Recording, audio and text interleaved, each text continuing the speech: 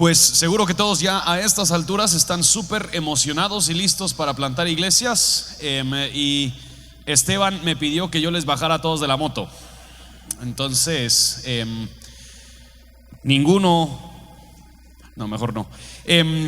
Primera de Pedro capítulo 5 es donde vamos a estar, y queremos hacer esta pregunta de en qué consiste en un liderazgo sano que planta iglesias. Primera de Pedro capítulo 5, y esto es un pasaje que se ha vuelto muy querido en mi corazón por las razones que verán más adelante. Ahora, antes de que entramos al texto del pasaje, ayer mencioné que la iglesia está sufriendo una crisis de relaciones públicas.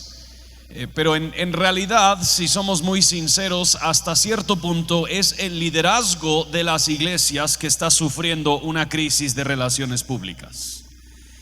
Y no ni necesariamente una crisis de relaciones públicas, es una crisis de profunda inmoralidad la que vemos que el liderazgo de la iglesia está sufriendo hoy en día.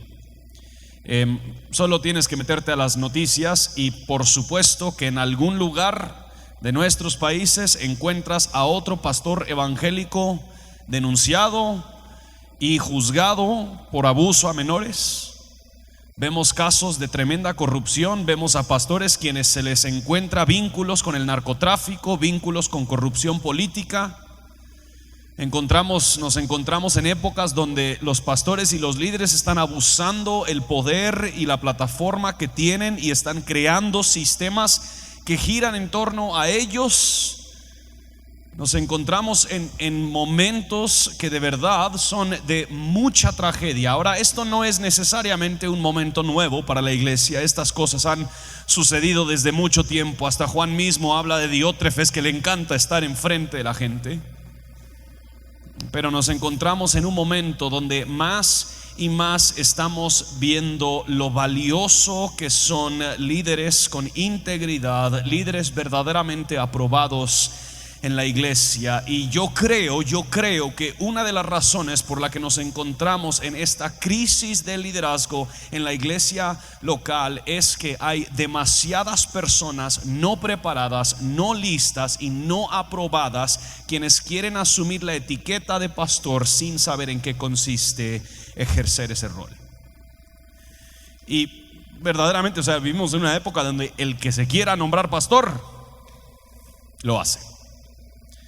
El que quiera poner su iglesia lo hace. Entonces, cuando nosotros presentamos una visión atractiva que verdaderamente cautiva nuestro corazón de la plantación de iglesias, no queremos acelerar la emoción a tal punto que impulsivamente pasamos por alto las cosas que Dios exige del liderazgo ministerial con el fin de plantar iglesias, sino que queremos que aquellas personas verdaderamente aprobadas por el Señor mediante los requisitos que Él ha establecido sean los que son identificados por la misma iglesia para plantar más iglesias. Entonces vamos a estar en 1 Pedro capítulo 5, y esto es uno de mis pasajes favoritos cuando hablamos del liderazgo de la iglesia, porque esto es un pasaje sumamente personal para el autor Pedro. Acompáñenme en leer estos primeros versículos, 4 versículos. Dice: por tanto, a los ancianos entre ustedes exhorto yo, anciano como ellos y testigo de los padecimientos de Cristo, y también participante de la gloria que ha de ser revelada. Pastoreé el rebaño de Dios entre ustedes, velando por él, no por obligación, sino voluntariamente, como quiere Dios, no por la avaricia del dinero, sino con sincero deseo, tampoco como teniendo señorío sobre los que les han sido confiados, sino demostrando de ser ejemplos del rebaño. Y cuando aparezca el príncipe de los pastores, ustedes recibirán la corona inmarcesible de gloria. Acompáñenme en oración. Dios, No quiero confiar en mis fuerzas, no quiero confiar en mis palabras, no quiero confiar en mi astucia ni mi sabiduría. Quiero confiar en tu Espíritu Santo y me está costando. Me está costando confiar en que tú eres quien obra y que tu palabra es suficiente. Y tengo cierta ansiedad de mis notas, cierta ansiedad de lo que yo quiero presentar. Así que te ruego, Dios, que mediante tu Espíritu tú hables, mediante tu palabra tú hables. Es en el nombre de Jesús que oramos estas cosas. Amén. Vemos tres diferentes figuras pastorales en este pasaje. Vemos a la figura del pastor Pedro, quien es quien inicia este pasaje. Vemos la figura de los pastores de estas iglesias a quien Pedro se está dirigiendo. Y vemos a la figura del pastor supremo, el príncipe de los pastores, en versículo 4.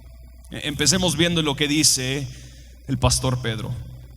Dice: por tanto, a los ancianos entre ustedes exhorto yo, anciano como ellos y testigo de los padecimientos de Cristo, también participante de la gloria que ha de ser revelada. Pero Pedro inicia con estas dos palabras, por tanto. Y cuando nosotros vemos esas palabras, por tanto, es importante que entendamos que hay una transición que está sucediendo que conecta una cosa con la otra. Y si recuerdan, Pedro viene hablándole a cristianos quienes están en un tremendo sufrimiento. Y él termina el capítulo 4 donde él está hablando muy particularmente de este sufrimiento. Y Pedro transiciona diciendo, por tanto, que especialmente donde el pueblo de Dios está sufriendo, el rol que ocupa y juega el liderazgo en la iglesia local es de suma importancia. Y por eso Pedro quiere exhortar a los pastores, a los ancianos. Y para mí lo que me fascina es el currículum, el CV, la tarjeta de presentación que utiliza Pedro en este versículo. Solo consideren todas las cosas que Pedro pudo haber dicho para exhortarle a estos pastores entre ellos. Pedro pudo haber dicho: yo, el discípulo que caminó en el agua. Yo, el discípulo que predicó y 3,000 personas se convirtieron. Yo, el discípulo que fue el primero en confesar abiertamente que esto es Cristo, el Mesías. Habían múltiples maneras en las que Pedro pudo haberse presentado de una manera superior a estos otros ancianos. Y quiera que no, pues nos encontramos en una época donde a muchos pastores les encanta relucir, demostrar, manifestar su superioridad. Títulos, grados académicos, sea lo que sea, quieren presumir y demostrar que lo que les califica para el ministerio, lo que realmente demuestra que ellos son capaces para hacer lo que ellos hacen, es que ellos son superiores a las demás personas. Pero Pedro rehúsa utilizar ese tipo de manipulación para exhortar a estos pastores. Más bien, ¿qué es lo que hace Pedro? Se pone en un mismo nivel. Anciano como ustedes, pastor igual que ustedes. Y me encanta, dice: testigo de los padecimientos de Cristo y participante de la gloria que ha de ser revelada. La primera identidad a la que apela Pedro, la primera identidad que abraza, a la que se aferra Pedro, no es sus logros ministeriales. La primera identidad a la que se aferra Pedro es su identidad que ha sido determinada por su unión con Cristo Jesús. Pedro está diciendo: yo no soy nada más que otro pecador rebelde que también ha sido testigo de los padecimientos de Cristo. Yo he visto y observado cómo es que Él sufrió en mi lugar, y por lo tanto yo como pastor me aferro a que lo que más me importa a mí, lo que más determina quién soy y lo que yo hago en el ministerio, es que yo también me aferro a Cristo. Yo no me encuentro en una posición superior. Yo no tengo alguna unción distinta. Yo no tengo algún vínculo, alguna conexión adicional. Lo que yo tengo es lo que tú tienes. Lo único que yo tengo que es de verdadero valor es Cristo. Eso es lo que está diciendo Pedro. Testigo de los padecimientos de Cristo y también participante de la gloria que ha de venir. Pedro está diciendo: iglesia, están sufriendo. Estamos sufriendo, nos estamos enfrentando con toda la maldad de este mundo, pero yo también, aunque me enfrento con dolor, aunque me enfrento con estas cosas, yo seré participante junto con ustedes en esta gloria que se nos ha sido adquirida por nuestro Señor Jesucristo. Ahora, Pedro obviamente tiene tal vez una conexión más particular con esa gloria que ha de venir. Él se paró en la tumba vacía.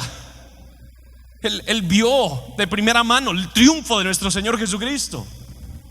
Y él dice: lo que determina, lo que me motiva, lo que me mueve, la razón por la que yo existo, mis credenciales ante ustedes, iglesia, no son nada más ni nada menos de que yo he sido testigo de nuestro Señor Jesucristo, lo sigo a Él y yo seré partícipe de la victoria que Él me ha adquirido.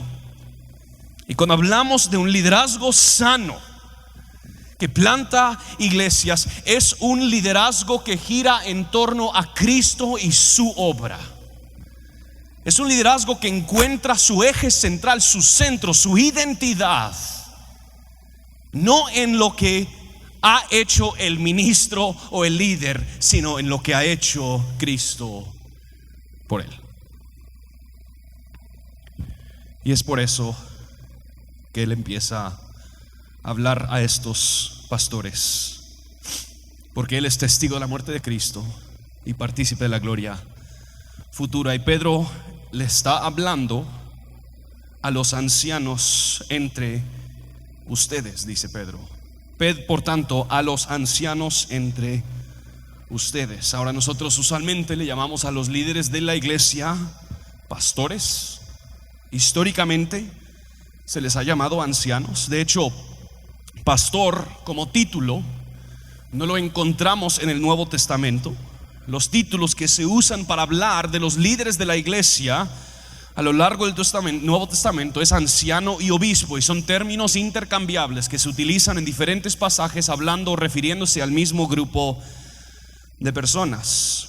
Pastor en el Nuevo Testamento es verbo, pastorear, y la palabra obispo también puede funcionar como verbo, y lo vamos a ver eso en unos momentos. Adicionalmente, y solo lo menciono rápidamente, en todo el Nuevo Testamento la palabra ancianos, cuando es en referencia a los líderes de la iglesia, es usada en plural.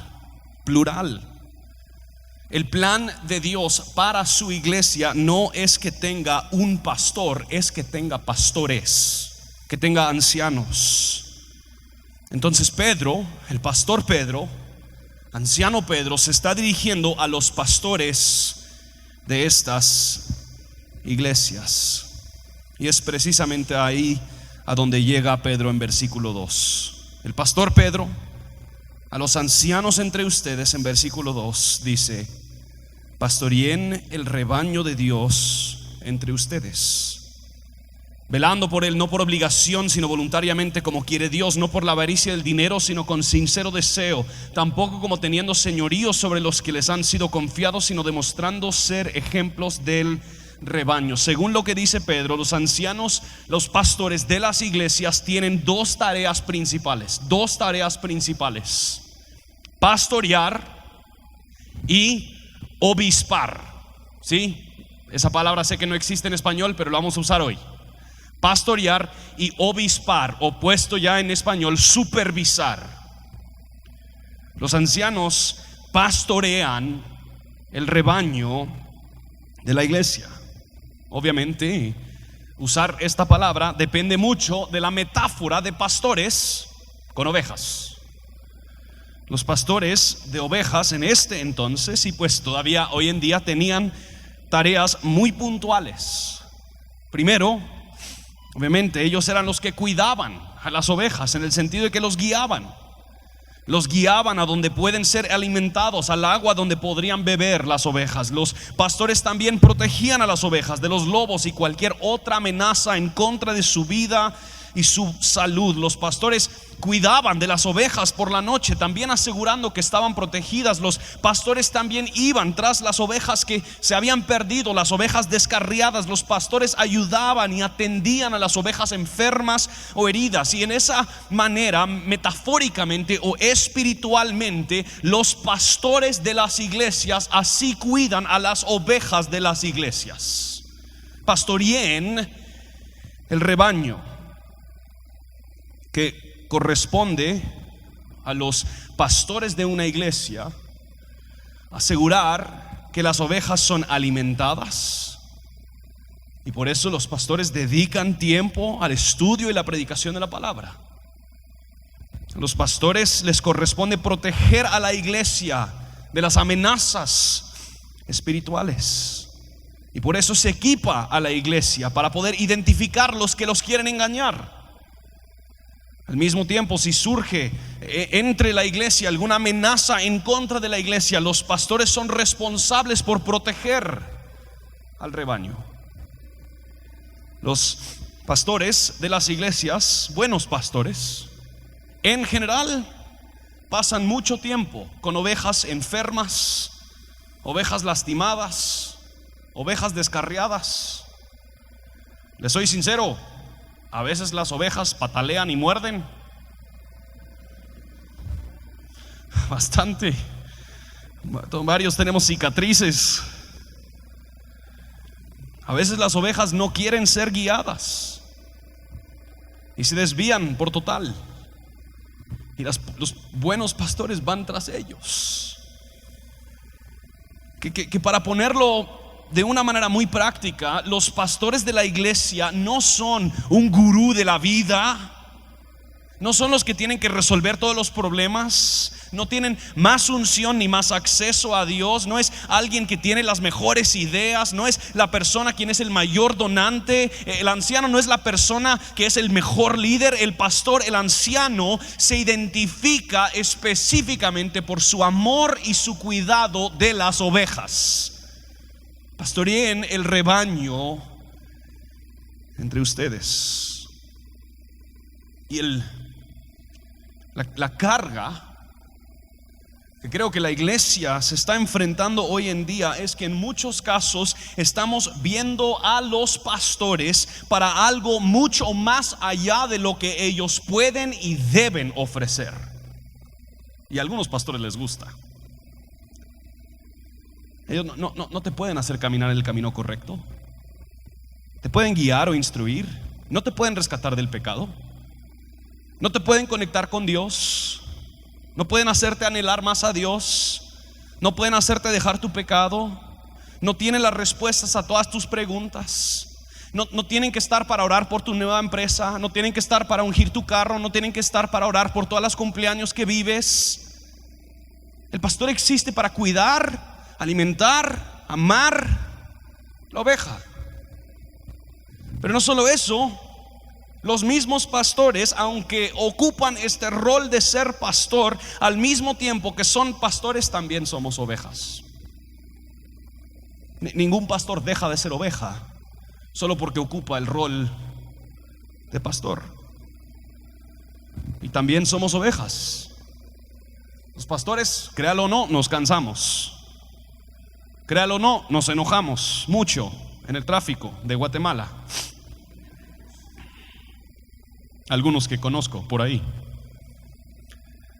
Los pastores nos frustramos, los pastores tenemos familia y los pastores batallamos con nuestro propio pecado. Seguimos siendo ovejas en la medida que somos pastores, y es precisamente por esto que el modelo del Nuevo Testamento es que hayan múltiples pastores.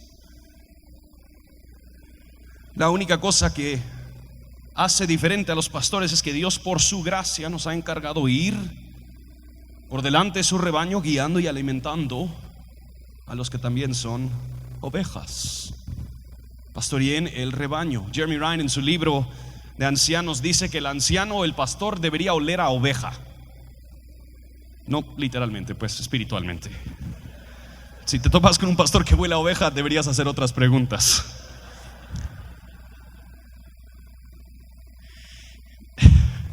Yo me imagino que para Pedro escribir estas palabras han de haber generado una ternura por su Señor Jesucristo en este momento. Porque yo no sé si recuerdas los últimos días que tuvo Pedro con Jesús. Antes de que Jesús fue entregado, Jesús dijo que Pedro lo iba a negar 3 veces. Y Pedro, todo brusco, pretencioso, soberbio: no, Jesús, a donde sea que tú vas, yo voy. Y lo termina negando. ¿Y qué sucede después de que el Jesús resucitado se encuentra con Pedro? Pedro lo niega, se encuentra con Pedro y los discípulos en una playa a la par del mar, y en ese lugar Cristo le hace una pregunta que ha de haber dolido al principio. Le pregunta a Pedro: Pedro, ¿me amas? Y Pedro dice: claro que te amo, tú sabes eso. ¿Y qué dice Jesús? Apacienta mis corderos. Le pregunta otra vez y responde igual Cristo: claro que te amo. Y Cristo le dice: pastorea mis ovejas. Le pregunta una tercera vez y responde igual, y Cristo le dice: apacienta mis ovejas. Ahora, no es por accidente que Cristo se le hace la pregunta 3 veces. 3 veces Pedro niega a Cristo, y 3 preguntas y es restaurado por Cristo. Y la conversación de restauración que tiene Pedro con su pastor supremo es ser comisionado y enviado para cuidar y pastorear al rebaño. Entonces Pedro está aquí ya en quizás sus últimos días, viendo todas estas iglesias que están regadas por Asia Menor, por esta región, y están sufriendo. Él le dice: pastores entre ustedes, dejan de distraerse con estas otras tonterías, dedíquense a pastorear, cuidar, amar, alimentar, apacentar las ovejas de nuestro Señor Jesucristo. Y quiero que noten muy importantemente, dicen: pastoreén el rebaño ¿de quién? De Dios. De Dios. Ningún pastor es el dueño de la iglesia. La iglesia le pertenece a Dios en Cristo. La iglesia no se reúne por la sangre derramada de sus pastores. La iglesia que plantamos no existe porque nosotros tuvimos un plan estratégico así muy pilas, muy bueno, bien hecho. Las iglesias que plantamos no llegan a existir porque subimos así como recaudar fondos y plantarle el proyecto a mucha gente. Existe por Dios, le pertenece a Dios y existe para Dios, y los pastores somos simples mayordomos de lo que le pertenece a Dios mientras que Él quiera que lo seamos. La primera tarea de los pastores, de los ancianos, es pastorear. Y la segunda, dice Pedro, velando por Él. Literalmente la palabra que usa es obispar, obispando por la iglesia, o traducida supervisar. En el griego viene de dos palabras: episkopos, literalmente supervista o sobrevista. La idea no es simplemente que los pastores atienden necesidades, cuidan y alimentan, pero también hay un elemento de liderazgo y rendición de cuentas, que parte de la responsabilidad que Dios le ha dado a los pastores no es simplemente cuidar de la gente cuando está dolida, pero también estar supervisando, observando y ayudando a sus vidas manifestar y reflejar las verdades del evangelio. Es por esto que lo que nos habló el pastor Luis acerca de la membresía es tan importante. Y aunque a algunos nos cuesta un poquito este elemento por el contexto en el que vivimos, hay un elemento de autoridad en el rol pastoral. Y yo sé que muchísimo, demasiado, es horroroso la cantidad de abuso que se ha cometido en el nombre de la autoridad pastoral. Pero el hecho de que la autoridad se maneje mal no significa que la autoridad es mala en sí. De hecho, en la mayoría de los casos donde la autoridad es mal usada es precisamente porque la autoridad ha sido mal usada. Es precisamente por esto que nosotros deberíamos tener tanto cuidado antes de que nosotros le damos a alguien el título de pastor, porque hay un elemento verdadero de autoridad y hay un tremendo daño que se causa cuando la persona que se pone ese sombrero y no se asemeja al Señor Jesucristo, que es el modelo del pastor. Hay un tremendo daño que ellos causan. Y es por eso que yo creo que Pedro aclara cómo debería lucir entonces el ejercicio de esta supervisión, el ejercicio de esta autoridad. 3 contrastes que él presenta. Supervisan, velan por él, dice, no por obligación, sino voluntariamente. El pastor, el anciano, sirve a la iglesia por su propia voluntad. No lo hace de una manera obligada. Esto no es simplemente el trabajo que le toca hacer. No lo hace por el salario. Lo hace voluntariamente. El trabajo pastoral, quiera que no empieza a las 8 y termina a las 5. Hay noches que pasan donde los pastores, donde buenos pastores pasan desvelándose pensando en las ovejas, clamando al Señor que lo obre en sus vidas. La obligación del pastor no se hace por obligación. La labor del pastor no se hace por obligación. Pero tampoco se hace simplemente por las ovejas. El pastor no existe para servir los caprichos de las ovejas, sino que dice no por obligación, sino voluntariamente. ¿Qué dice? Como quiere Dios. Que a final de cuentas el pastor sirve a las ovejas en base a lo que Dios demanda para las ovejas, no en base a lo que las ovejas demandan para las ovejas. Que a quien rendiremos cuentas para lo que nosotros hacemos ante las ovejas no es primeramente las ovejas. Y es muy importante aclararlo, porque a veces como pastores nos toca decirle cosas a las ovejas que las ovejas no quieren escuchar.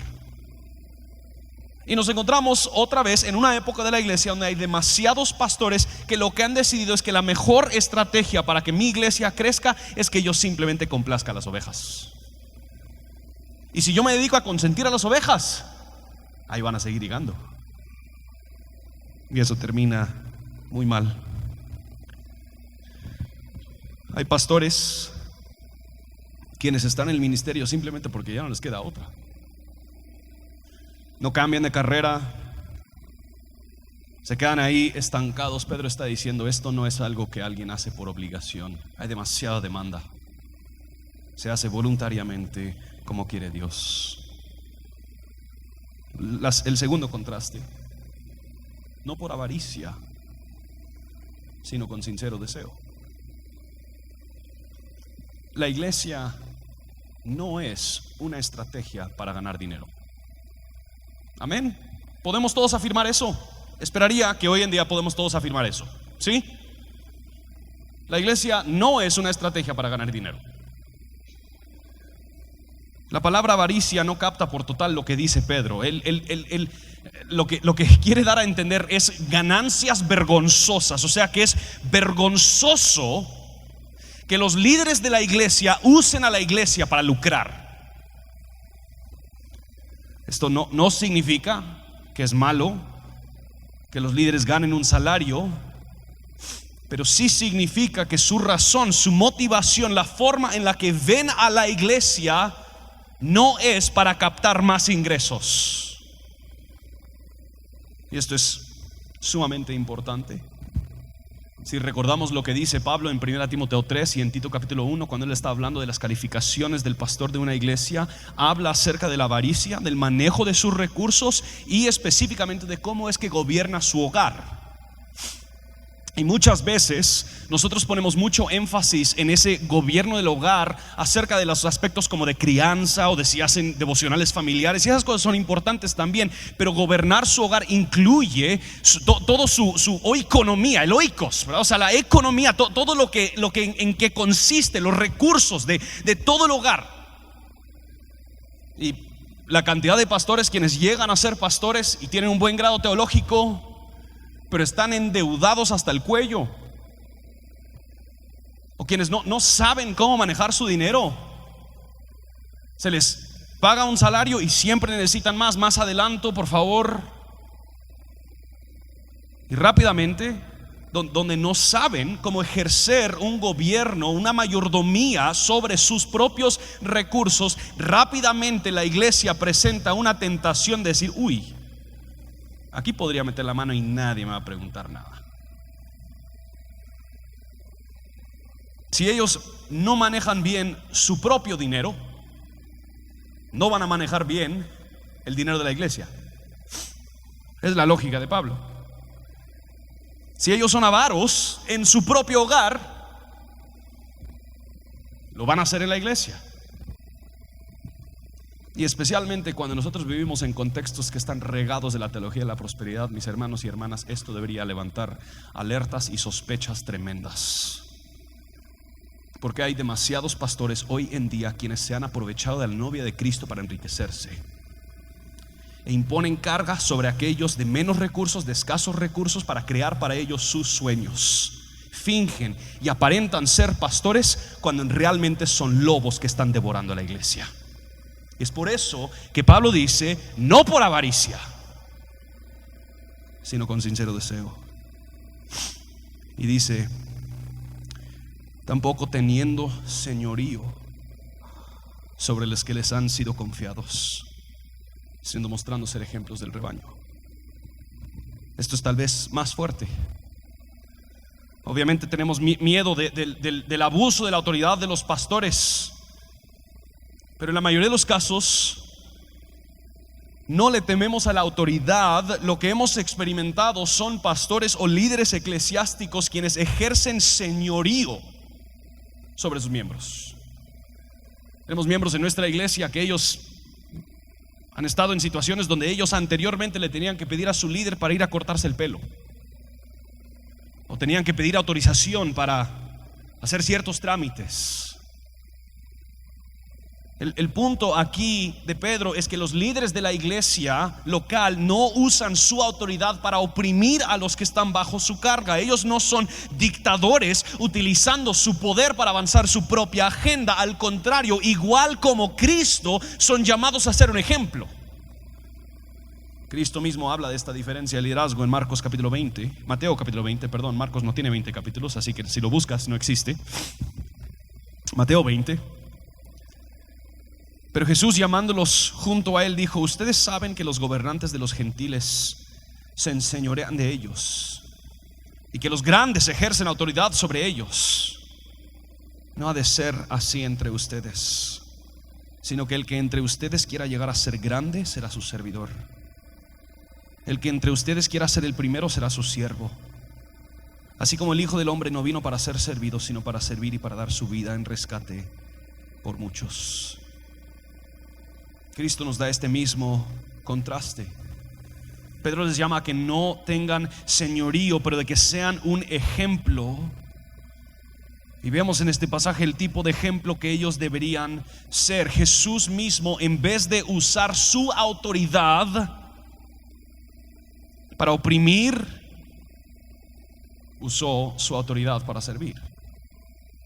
Pablo nos dice: aunque existía en forma de Dios, no consideró el ser igual a Dios como algo a que aferrarse, sino que se despojó a sí mismo tomando forma de siervo. Que los líderes de la iglesia, en vez de ser señores sobre la iglesia, son siervos de la iglesia. Los pastores no son personas de fama quienes todos los demás sirven, sino que son siervos que se han puesto a la disposición de la iglesia con el fin de caminar con ella, servirla y cuidarla. Y es en esa actitud servicial que ejercen su autoridad. Esto no es una autoridad desde arriba, es una autoridad desde abajo. Es una autoridad con manos sucias, con los dolores de las ovejas en su corazón. Es una autoridad con olor a oveja. La autoridad que se ejerce es la autoridad de Cristo, y mientras que Cristo no ha regresado, Él ha encomendado el liderazgo de su pueblo a los pastores, y ellos entonces trabajan y obran con la autoridad de Cristo. Pero tenemos que siempre ser recordados que la autoridad de Cristo es una autoridad que fue clavada en una cruz. No es primeramente una corona de oro, más bien era primeramente una corona de espinas. La autoridad pastoral es una autoridad sacrificial y de sangrar y sudar si fuese necesario por el bienestar de las ovejas. Y de verdad yo creo que algo que le enfurece a Dios ver a los líderes de su iglesia acapararse de la novia de Cristo para simplemente alimentar su poder y su ego y llenar sus bolsas. Esas personas no son pastores. Pero para esos pastores, el último versículo debería llenarlos de terror. Noten lo que dice: y cuando aparezca el pastor supremo, el príncipe de los pastores, recibirán la corona inmarcesible de gloria. Todos los pastores del rebaño de Dios se van a enfrentar cara a cara con el verdadero pastor de la iglesia. Se van a enfrentar cara a cara con Cristo, y vamos a rendir cuentas ante Él por cómo es que nosotros hemos pastoreado su rebaño.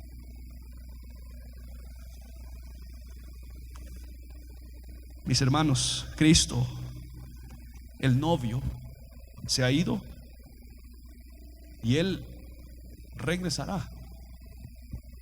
Y Él ha encargado su iglesia a los pastores para pastorear a la iglesia. Y Cristo no permitirá que hombres se lleven a su novia para hacer con ella lo que a ellos se les ocurra. Pero por otra parte, pastores quienes pastorean bien serán recibidos con una corona incorruptible. El pastor no pastorea por la gloria que esta tierra nos puede traer. La gloria de este mundo es demasiado caprichosa. Lo hacemos para agradar a Cristo Jesús. Y es en esa libertad, porque no lo hacemos por la gloria aquí, que se puede hablar la palabra, que se puede predicar la palabra. Entonces hablamos de plantar iglesias, y por supuesto queremos llenar nuestras ciudades con más y más iglesias sanas y saludables. Pero iglesias sanas y saludables son cuidadas, amadas y protegidas por líderes sanos y saludables. Iglesias que se parecen a Jesucristo son cuidadas, amadas y servidas por líderes que se parecen a Jesucristo. Y vivimos con la plena confianza de que Cristo vendrá por su iglesia, y Él nos pedirá cuentas. Llegaremos cara a cara con Él y rendiremos cuentas por la manera en la que nosotros hemos cuidado de su iglesia. Y se los digo no necesariamente como algo emocionante, un poquito como advertencia.